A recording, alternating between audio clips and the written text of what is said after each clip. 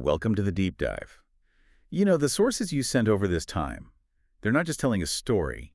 It feels more like a blueprint, really, for survival under, well, intense pressure. Absolutely. So today we're strapping in, we're exploring this really compelling history of Jacob Jankowski and his time with the Benzini Brothers' most spectacular show on Earth.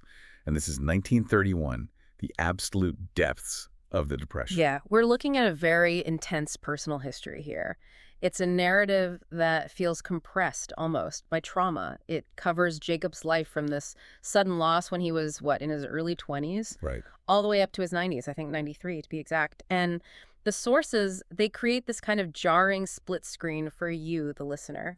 On one side, you've got the elderly Jacob. He's in a nursing home struggling with, the daily stuff, memory loss, the food. Greasy peas and tapioca, yeah, he specifically mentions those. And then, boom, the other side. Yeah. This incredibly visceral, violent, almost beautiful world he used to live in. The flying squadron, that traveling circus train, it became his whole universe. Exactly. And our mission today is really to immerse ourselves in that 1931 reality because Jacob's fall is so abrupt. He goes from like an Ivy League veterinary track straight into the chaos of the Benzini Brothers show. Yeah. So we're going to unpack the hidden hierarchies, the really dangerous aspects of it all, the desperate economics driving everything. And we'll focus particularly on this elephant, Rosie. Ah, Rosie. Yeah, an animal who turns out to be far, far smarter than anyone initially realized. Okay, this is where it gets really fascinating for me. Right. And also just devastating. You can't grasp the circus world, I think, without first understanding the sheer scale of Jacob's initial catastrophe. Let's unpack that. The collapse of his old life. It wasn't gradual at all. It was instant, catastrophic. It all starts with a car crash in 1931. His parents killed instantly, swerving to avoid, the source mentions, old Mr. McPherson's red truck. Just like that. That emotional shock alone, I mean, that's enough to break someone. But the sources make it really clear the financial ruin was just as crippling. It ties his personal tragedy directly into the bigger picture, the Great Depression. Absolutely. The moment he loses his parents, he finds out the family's wiped out, financially ruined, the bank failed, took everything, and then there were the massive costs of his Cornell tuition. Wow. So he goes from being days away from being a veterinarian to having absolutely nothing overnight. And the sources describe this scene, right? He tries to sit his final exams. Yeah. He's at the desk, practically about to graduate. And he looks down at the paper. Yeah. And the words just blur. He literally cannot process the English. It's like a total system shutdown. That moment, that inability to read, it's paralysis from trauma. And it effectively ends his academic life right there. He just runs. He bolts from the exam room. It wasn't even really a choice to leave, was it? Yeah. It sounds more like pure instinct, fleeing a life that had just completely fallen apart. Right. And where does he run? Not towards some, respectable plan B.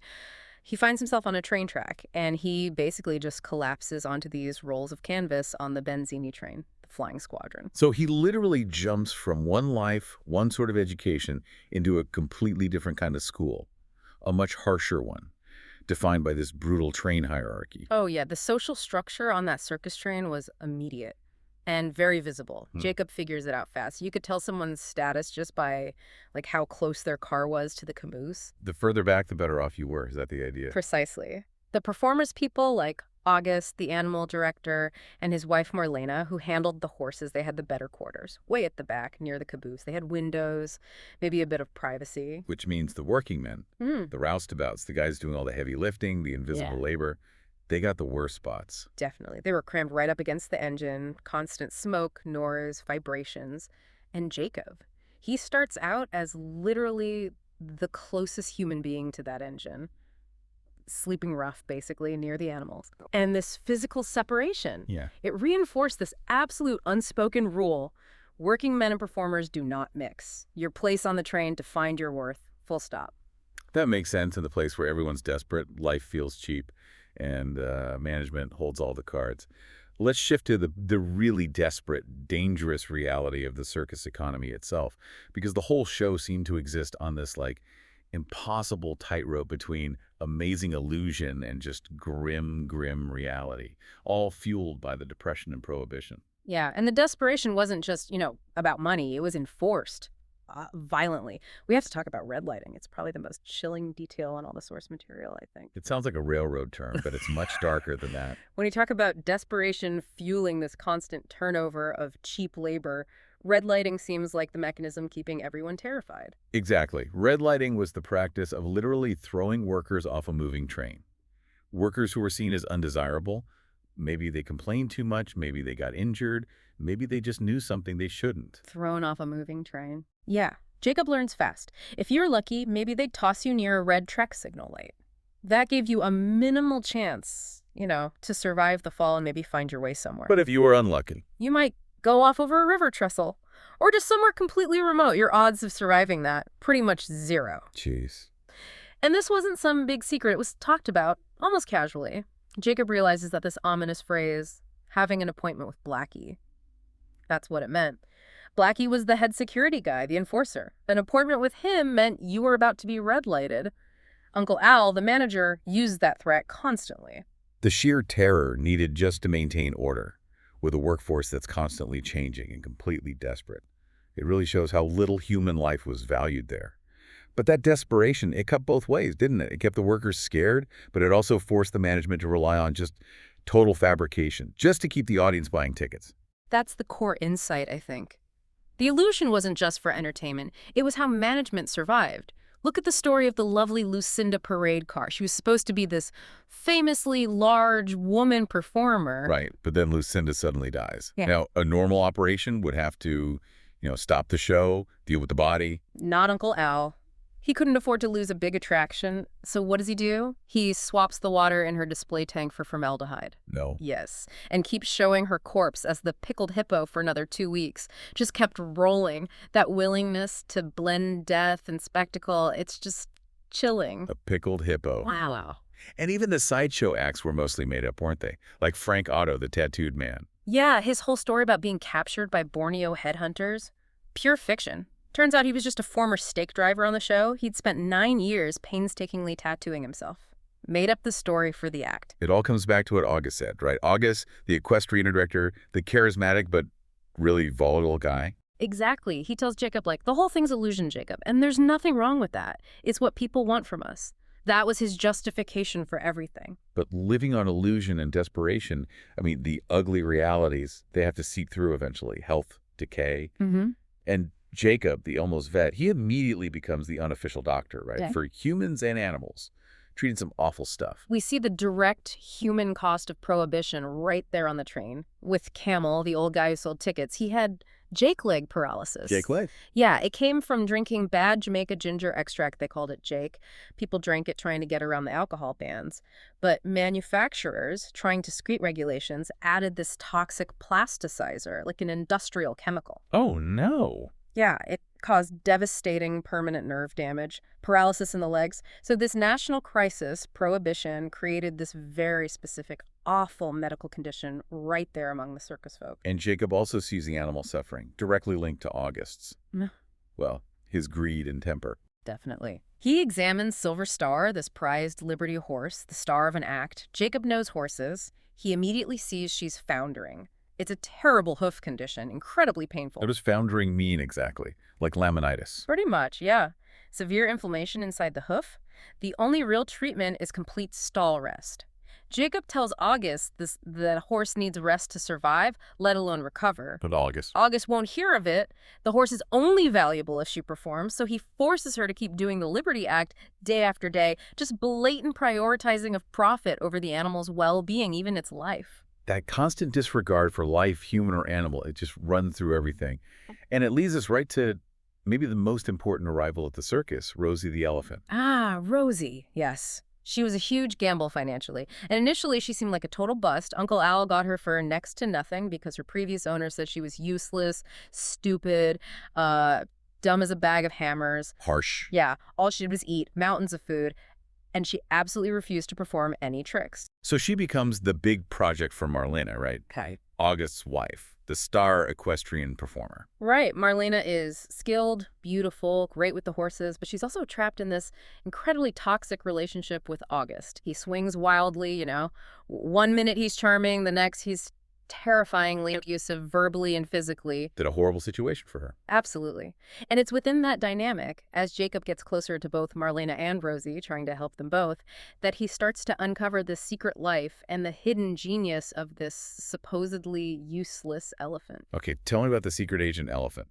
Ah. This part is amazing. She was pulling her stake out. Oh, yeah. She was notorious for it. When nobody was looking, she'd carefully work her iron stake right out of the ground, then she'd sneak off, maybe raid a nearby farmer's cabbage patch, or, her favorite, find a lemonade stand and just drain it. Lemonade. Loved lemonade. But here's the brilliant part, the thing that shows she wasn't stupid at all. She'd sneak back before dawn and replant her stake. No way. Yes. Made it look like she'd been there all night, so of course the poor roustabouts would get blamed for the missing lemonade or the trashed garden. She was hiding her intelligence in plain sight. That is just incredible, playing dumb. But the real breakthrough, the moment they unlock her potential, it comes down to language, doesn't it? It does. A Polish worker on the crew, a guy named Greg, he finally spills the beans. He tells Jacob Rosie was an elephant tramp from a Polish circus. She hadn't been trained in English at all. She only understood commands in Polish. She wasn't stupid. She was multilingual, or at least bilingual. So Jacob tests this out. Immediately, he tries a simple command. He says pros, Polish for please, often used for foot with animals. And Rosie instantly lifts her foot. Wow. Then he tries nog leg or trunk up. She lifts her trunk. She knew the tricks all along. Nobody knew how to ask her properly. Once Jacob and Marlena start using Polish, she becomes this incredible performer, the star attraction. Amazing. And apparently, like a lot of folks during Prohibition, Rosie had a favorite drink. She certainly did. Jacob discovered she absolutely loved gin and ginger ale. Gin for an elephant? Apparently. The source material just casually notes that elephants, while they love alcohol, it's one of those perfectly absurd details that captures the Benzini world. You've got this beautiful performer, Marlena, this volatile director, August, the smart new vet, Jacob, and an elephant who understands Polish and enjoys a gin cocktail. That's the core of the Benzini show right there. But all that absurdity, all that tension, it was spiraling towards something really violent, wasn't it?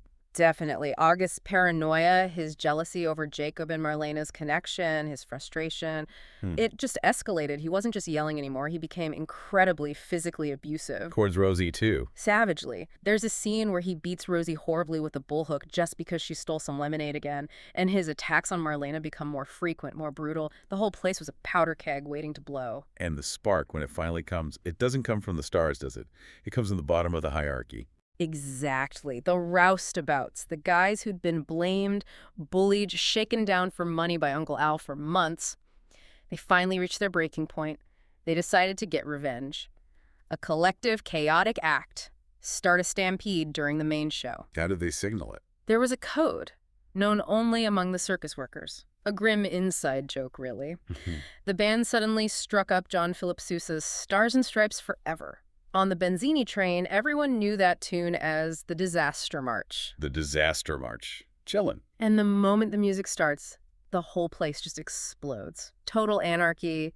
The menagerie cages are open. A polar bear starts slashing wildly. A panther slides out of its cage right into the big top tent. The audience screaming, panicking, running. And in the middle of all this, August. August is losing it. Red-faced, bellowing orders, trying desperately to regain control of a situation that's completely out of control.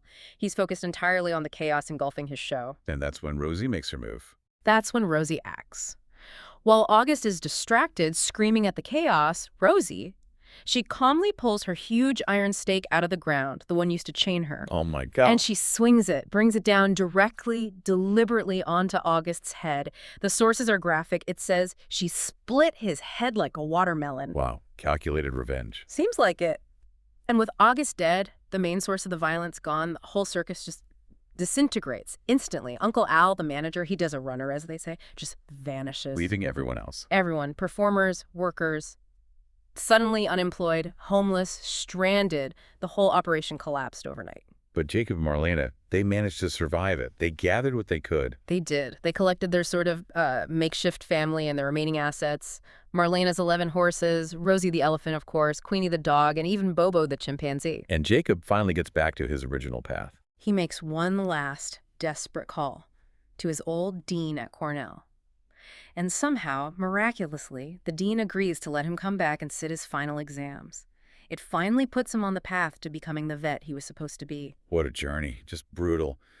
But this deep dive really shows, I think, how critical that rapid adaptation was. Yeah. And the moral compromises people had to make just to survive in those desperate times. Mhm. That really forged who Jacob became. Absolutely. It defined him. So let's connect it back. All that violence, illusion, survival.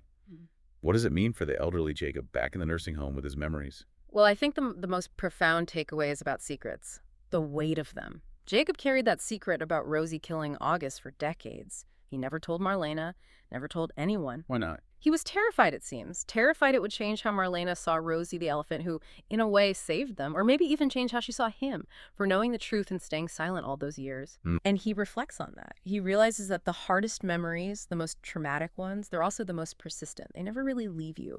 They defined his life, even in the quiet of old age.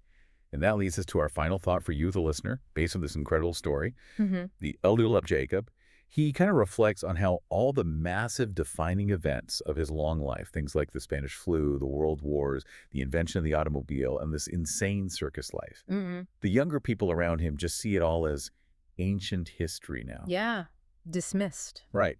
So it makes you ask if these profound, unique, often dangerous experiences that truly shape a person's character, if they're so easily just archived, dismissed as outdated history, what value does our modern world really place on that kind of hard-won wisdom, unlived experience? And maybe more importantly, how can we actually learn from a past that we seem so quick to just file away and ignore?